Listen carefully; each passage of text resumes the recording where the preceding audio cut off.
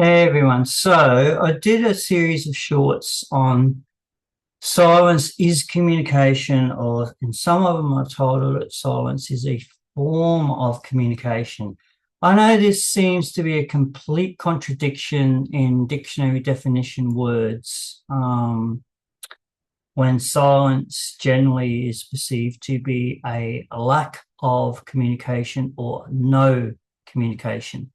Now, in the wonderful, complex world of attachment style and attachment theory, I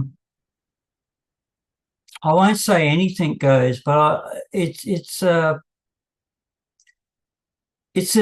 can be a new way of thinking for a lot of people. A lot of people like things to be black and white. I once had a teacher at a tech college, say we live in the land of the grey. And it's seriously, life on Earth is more like that. But people need the definitive answers to keep their own sanity, because if they have grown up and have in their head that what I think about this absolutely has to be this, if someone comes along and go, oh, I'm sorry, but it's not that, their entire foundations on being able to survive on a daily basis can be rocked. And I think a lot of us cling to what we believe to be right as opposed to what could be correct. Things change all the time. Science changes all the time. I mean, think about, if you're old enough, think about crazy stuff like if you burnt yourself, put butter on it, and then science go, don't do that because it's actually cooking you more. The number of things you read on a daily basis of this is healthy for you, do this to prolong your life, and all of a sudden stop doing that because we just found out it's probably going to kill you.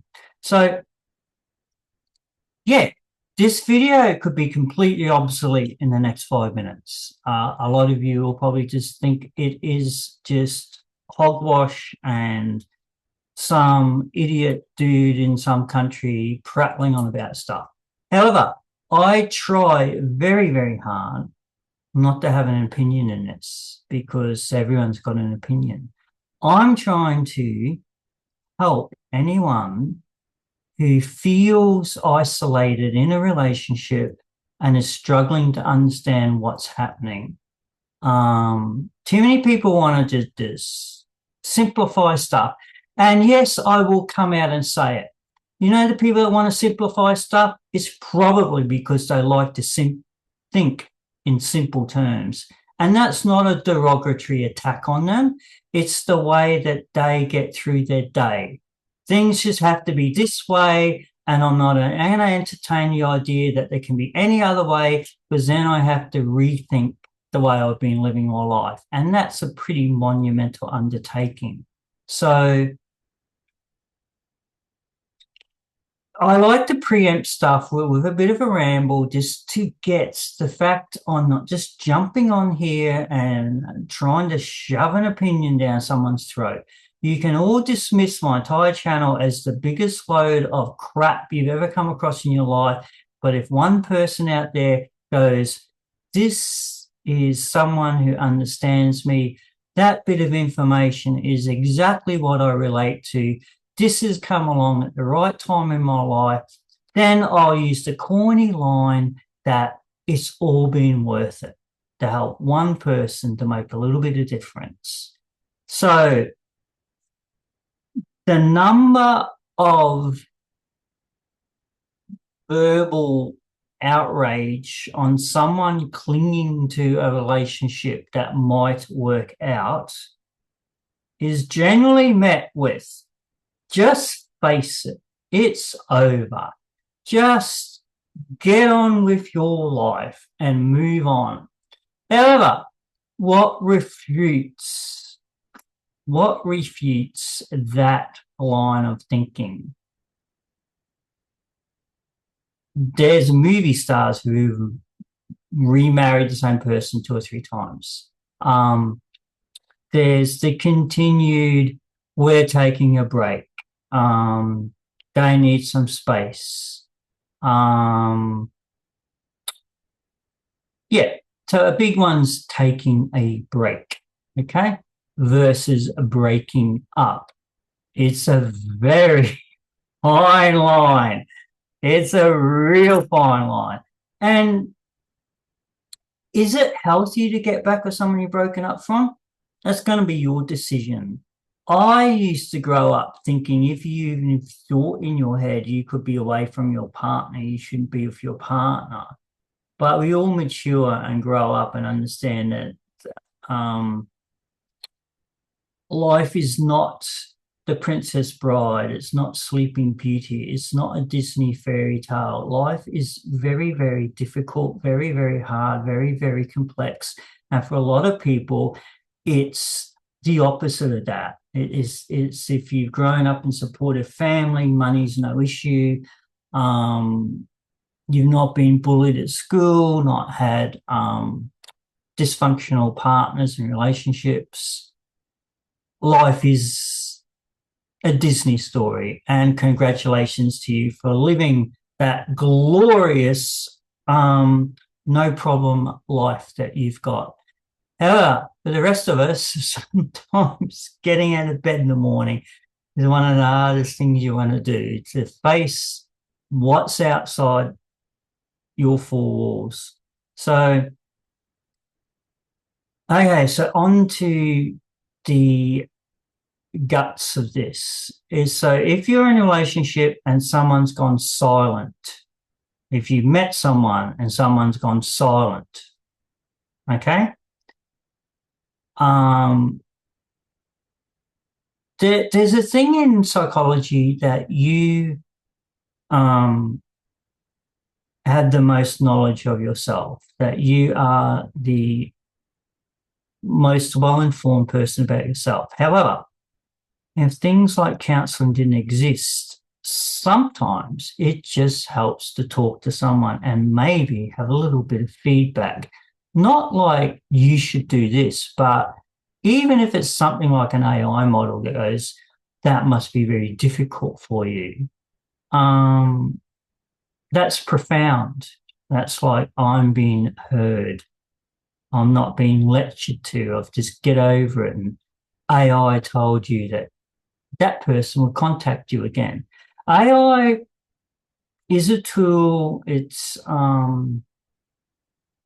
you read a lot of people using it for therapy. I've gone into it to debate things about what's going on. I'll question it. I've questioned it in this very video that we're going to do. So let's go into it. Your partner has gone silent. What do you do? So given that if you're watching this channel, you are somewhat conversant with attachment styles, the 4 of them, the secure attachment, anxious attachment style, dismissive avoidant, and a fearful avoidant, sometimes called disorganized. The differences in those relationship styles are your somatic regulation system of your nervousness, your attitudes and perceptions of what love is, and particularly one of the core things I'm finding is communication. Your ability to sit with a partner and communicate effectively, not in a dysfunctional protest behavior of blaming. And this is what makes a relationship work, and sometimes more than likely what makes a relationship not work. So they've gone silent. So I had a bit of a debate with AI over what it was giving me and my different perceptions. So yeah, probably at some point in a relationship, there's been silence on one side. And it's a number of reasons, and we'll look at some of these reasons. So this is, I guess the channel's more about where you're at in your relationship. Okay. If you're secure, you're probably not, you wouldn't have a need to watch the channel. Okay. So we're dealing with the other three. So, say you've met someone and you don't hear from someone. Say you've met someone and had a amazing month and then you don't hear from someone. What can the reasons be? Number one, not in any order, mind you, not in order of importance, but just so I know where I am with the numbers. Emotional overwhelm. When a person hits emotional overload, their nervous system shuts down to protect them. They need distance, not because you did anything wrong, but because their system can't process any more input. Okay? And that's from their external stuff. Work could be heavy. A family member could be very sick and just told they had cancer or something.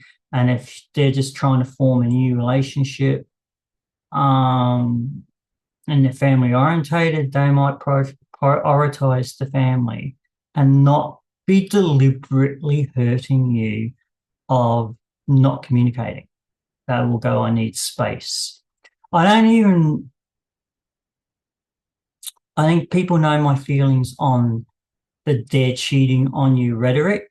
You're probably better off not watching the channel. If your first thought when a problem in a relationship comes up, they must be cheating on you, you're not going to enjoy my channel because I debunk that sort of stuff continually, that it's the most simple thing that no one wants to actually understand. Two people can have an argument and it doesn't have to be a third person involved.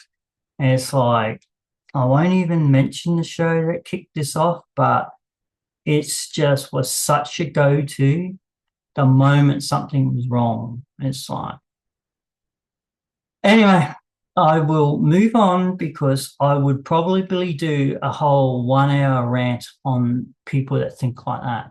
Fear of rejection, number two. Silence can be self-protection. If I don't talk, I can't be rejected. That's a pretty good one. It's a pretty good one. It's like we all like to be on our best behavior, and you could be hiding tattoos. You could be hiding addiction. You could be hiding the number of children you had. You could be hiding something. So if you don't talk about it, they can't go, well, I don't like that. Okay. So, it could be someone's got diabetes or something, like health issues can really impact on some people who are just functioning and they might dearly love you. But then if you got this problem, they might think they need to take it on and then they go into overwhelm.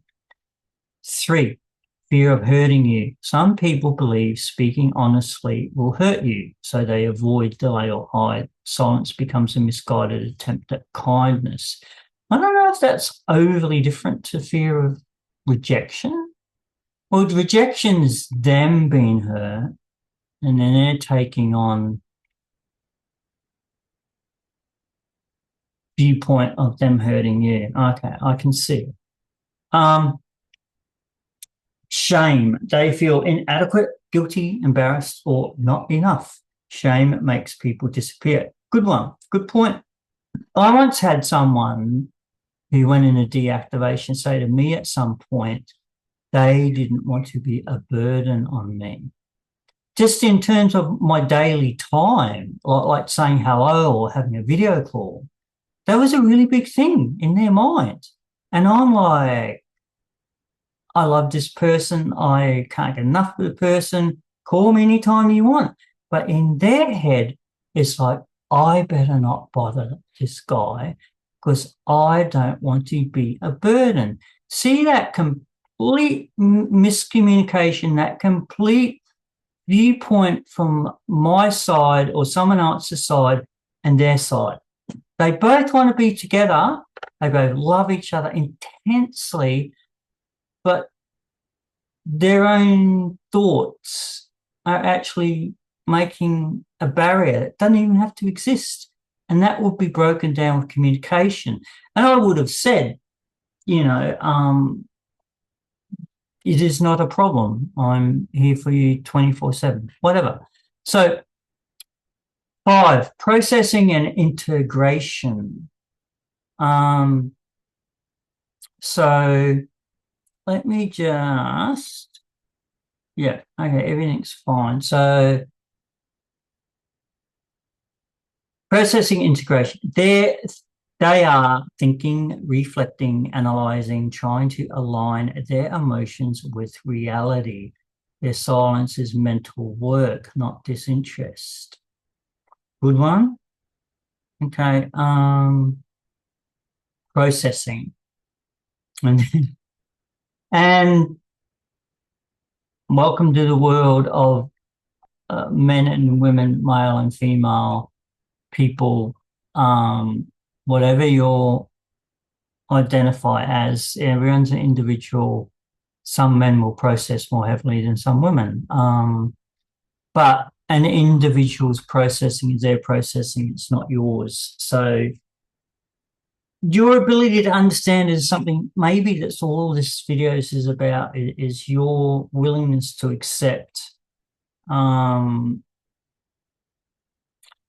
probably not understand what's going on in the other person's head. A lot of people do, particularly if you've had children, you're very understanding of things like arachnophobia, or that person doesn't like to eat this, or this person hates that music. We have to embrace that sort of adaptive behavior of a new partner, or even a partner who's something changes in your life. So internal conflict. They want closeness and distance at the same time. Silence protects and choosing. Well, you can probably tell I have personal experience in this, and a lot of you do, who are dealing with fearful avoidance. It's difficult if you're anxious attachment. It's just not a recommended road to go down. If you have a disposition where for you to feel safe and secure, you need constant communication or regular communication, because if you're anxious, you will think all sorts of things. And that could be very innocent things like, have they been in an accident? Have they got sick? Has something happened to one of their family members? You will think in a anxious style. Your go-to will be a negative, not a positive. And then you need to do the work on yourself to work through that. And sometimes it's a problem because you can accept everything's all right, and then maybe in some other relationship it wasn't all right and you never saw it coming. A lot of people have that story. So there's absolutely in this attachment style, there's no black and white. There's no, if you do this, this is the result. It may be the result, or there's a good chance it's the result. But that push-pull thing is the fearful avoidant thing. Think Runaway Bride. I've done a whole video on Runaway Bride. Go over and watch that one if you want like a 2-hour discussion over what goes on with that. 7, triggered childhood wounds. Your closeness activates old wounds. Abandonment, criticism, chaos, betrayal. Silence is a defense mechanism they learned long before you existed. And people, a lot of the time, it's not you, and you'll sit there and go, what if? If you need to go through that to heal, go through it. But it's like the world we live in at the moment is very blame game. It's like, what did you do? And you go, I didn't do anything.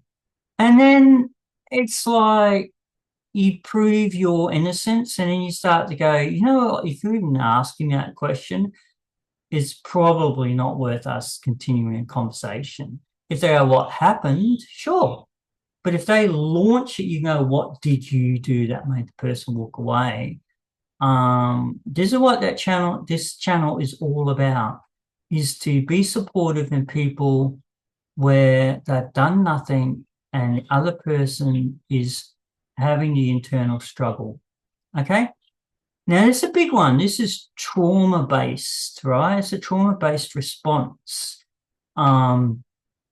Someone's voice can trigger you. The food they eat can trigger you.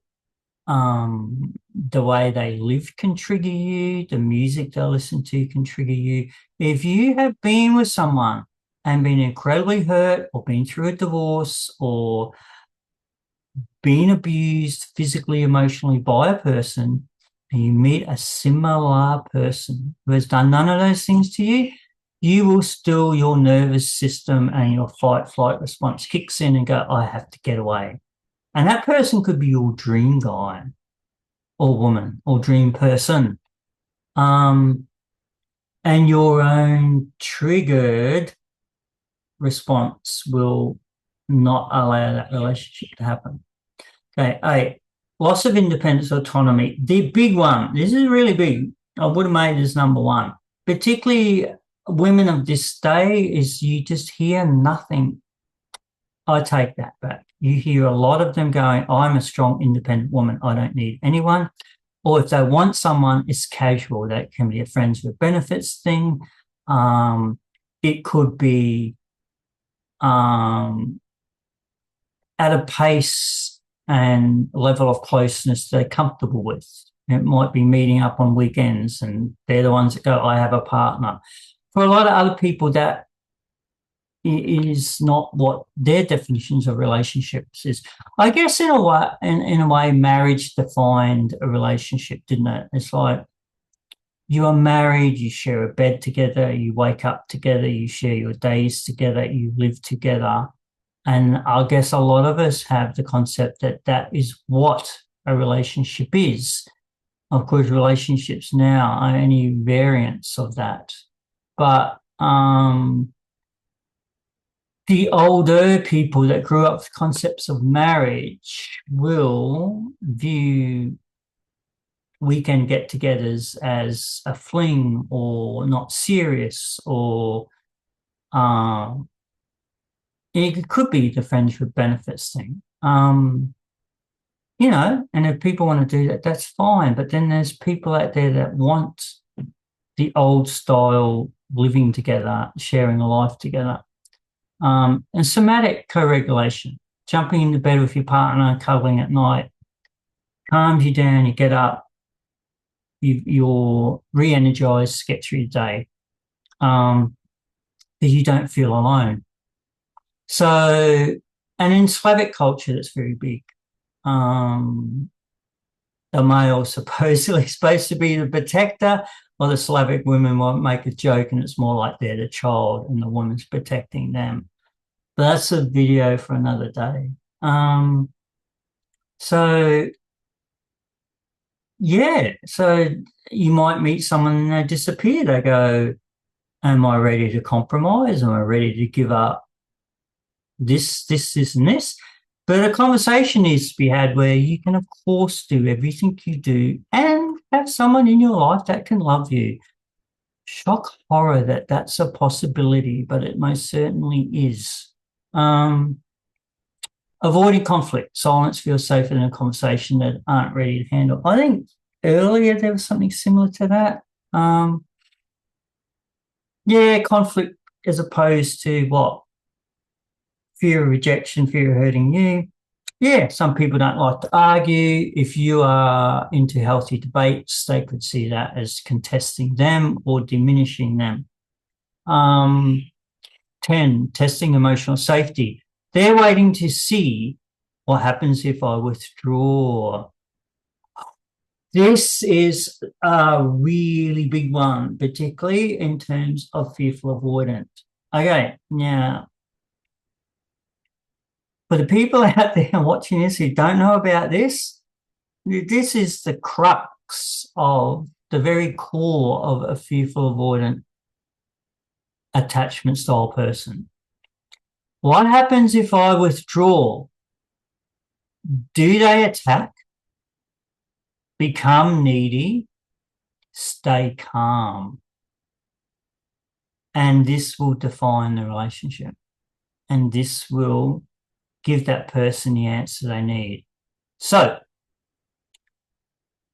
I think I've done a thing on text messaging, on what happens on the attachment styles of text messaging. So I'll quickly run through it because some of us have nothing but time. So I'd rather give you too much information on that.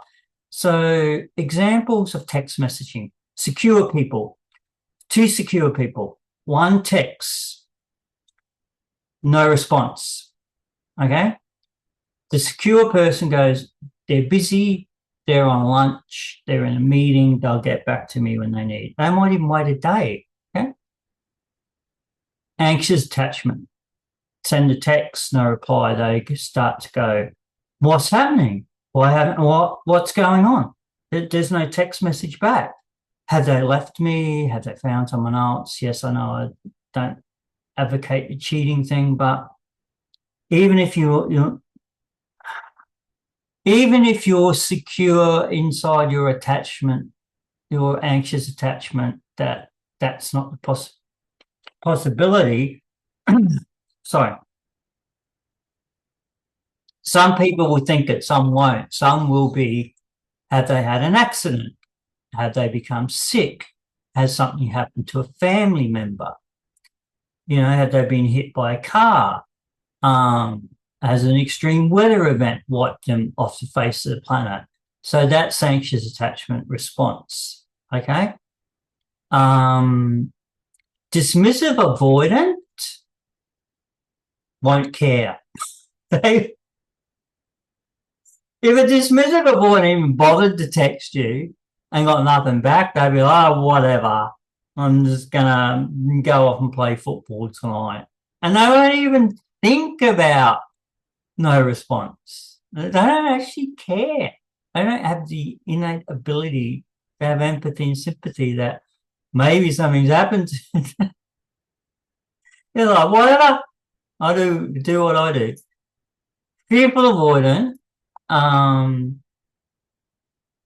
Let me just contemplate what their response is. So if the fearful avoidance messaging you, if they're in the craving the love phase, they will mirror an anxious attachment style. If they're in a avoidant style, they'll mirror that dismissive avoidant. And if they go quiet and then deactivation, they won't respond. And we'll go into depth later on how fearful avoidant is completely different to a secure person's talk about ending the relationship. So regaining control. Let's go back to testing emotional safety. Yeah, that'll be a defining thing. Do they attack? If you do exhibit protest behavior of like, why didn't you text me back? Or why this?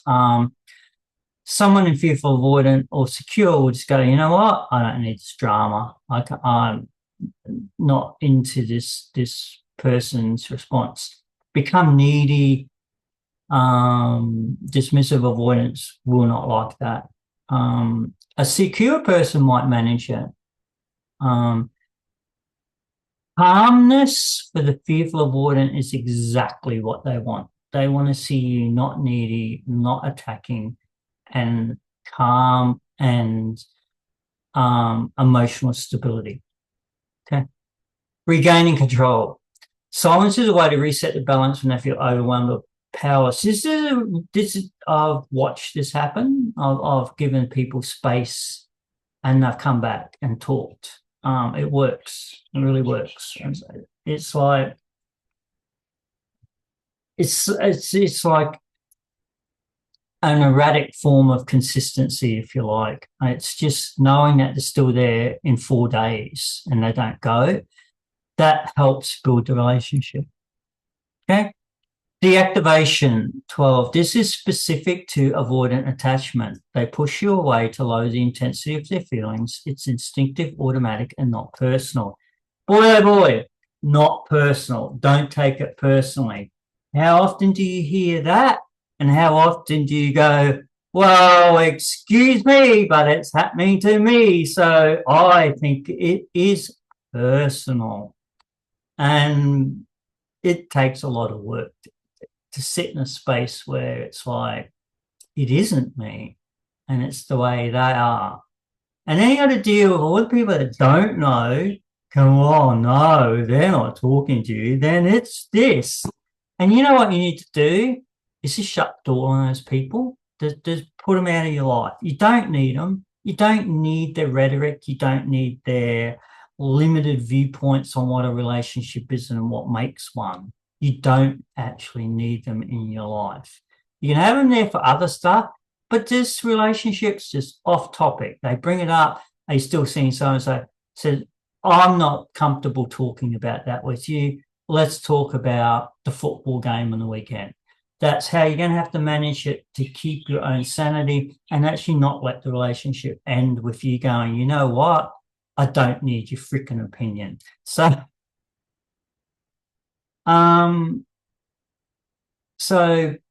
part 2, how silence looks in different attachment styles. Secure attachment. Secure person uses silence very sparingly. If they need time to think, they tell you. When they return, they talk openly and calmly. If the relationship is over, they say it directly and compassionately. Still not going to be easy to hear, is it? You know, but it happens. Relationships end.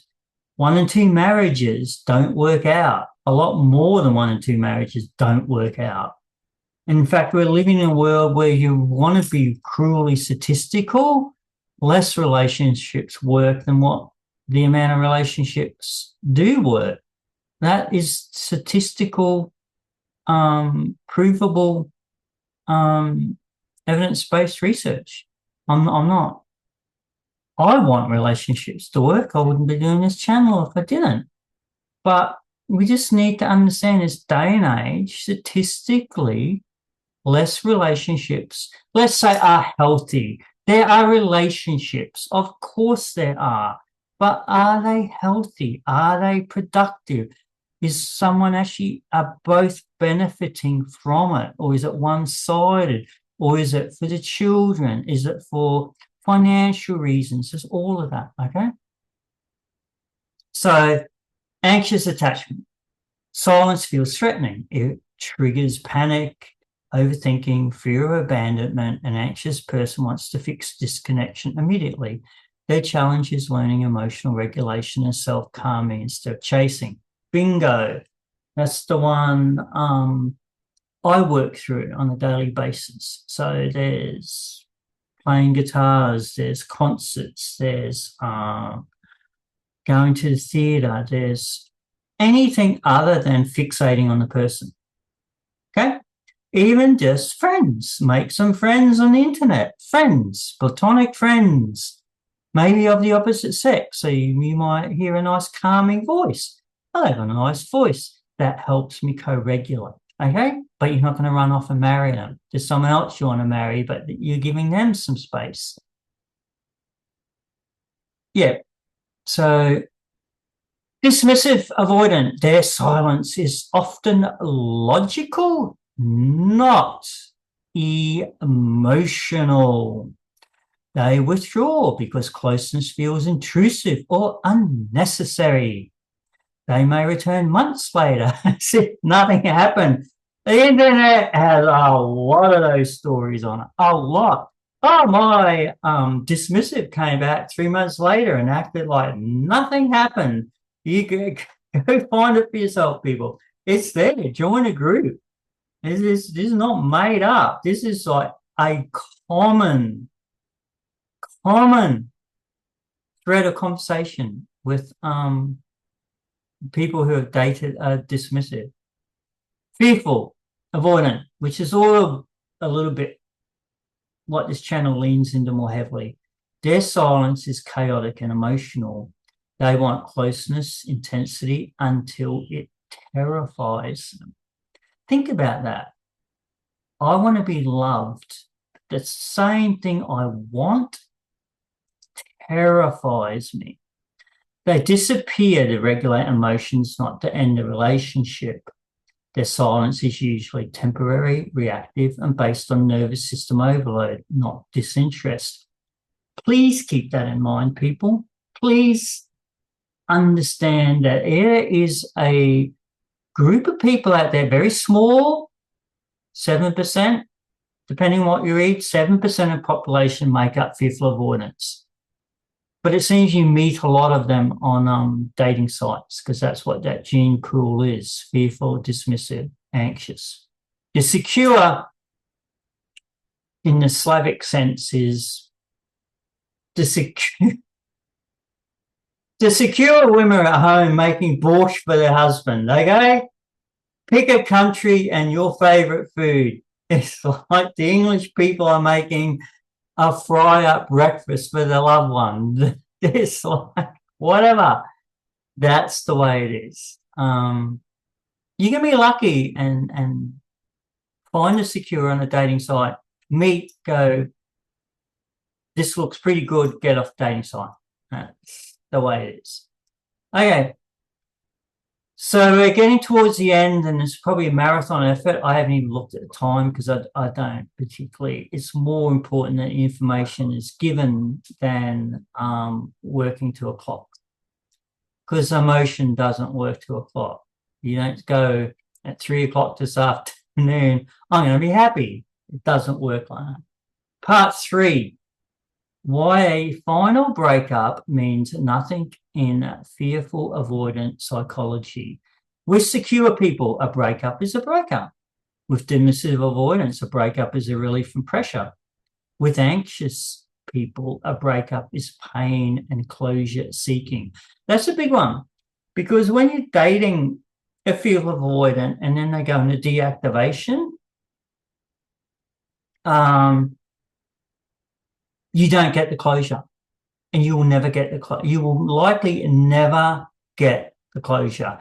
And they can give you a version of closure which makes no sense.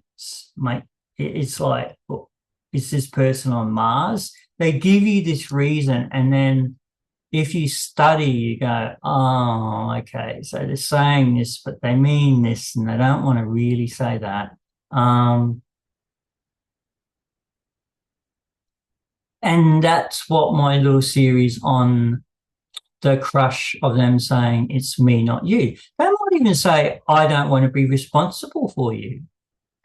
They might even say, I feel the relationship is one-sided and it's all me.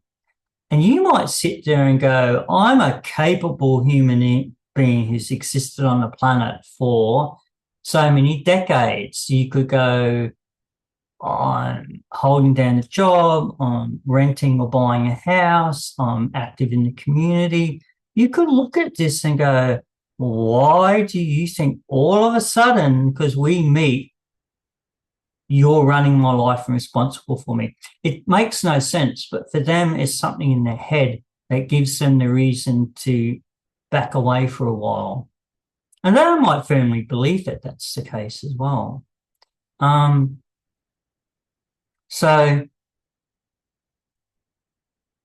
But for a fearful avoidant, a breakup is a rarely final. Ta-da, with what this entire video has in some way been leading to.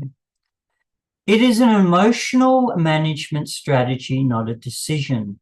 They leave when emotions are too big to handle, not because love is gone.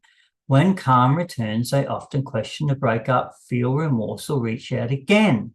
Now, I will tell you in a disclosure that you will hear. This is your little flag, be it red, green, yellow, or whatever color you want it to be. If you're with someone and you hear a phrase, this is going too fast. Okay? This is going too fast. I've heard it. I've heard it. You might have heard it. And who's saying that? Possibly, quite likely, highly likely, a fearful avoidant. Okay.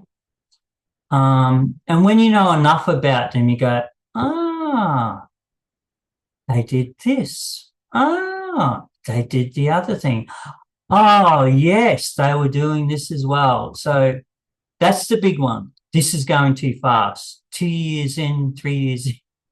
How long did I want? 20 years? Still going too fast? Oh, yes, it is. So anyway,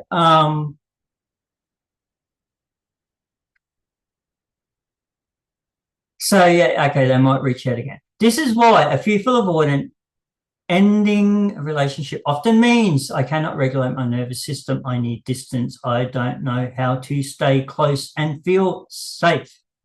All right, we're nearly there. Part 4, let's clear a common misleading phrase. You need to find happiness in yourself first. Oh, I like this one. So, avoidance love this sentence. And I recently had another one actually come up with this to me. And the hilarious part is these people going, you need to find happiness in yourself before you look for it in others. A lot of those people are not remotely happy. And you know what it is? It's a deflection. It's a deflection that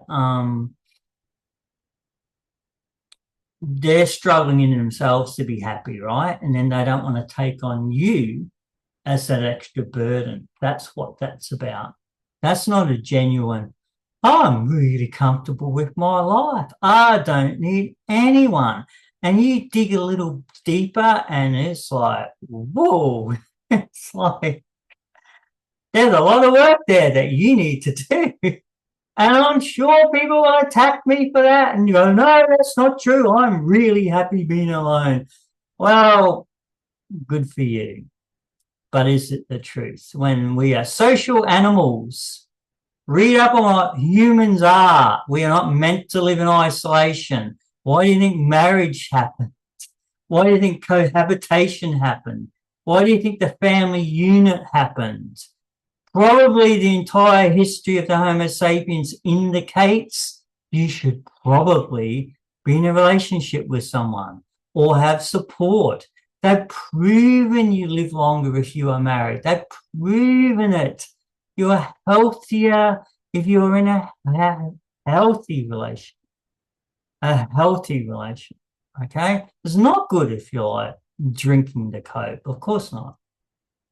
I will always nuance what I say because I don't want people going in the comments, but blah, blah, blah. I will always qualify my statements. We're talking healthy, happy, loving and nurturing relationships. If you're in something that isn't that, then you might be happier being alone. I mean, but I'm just trying to say that with all of this independence thing, it's coming from a place of fear. It's not coming from a place of strength.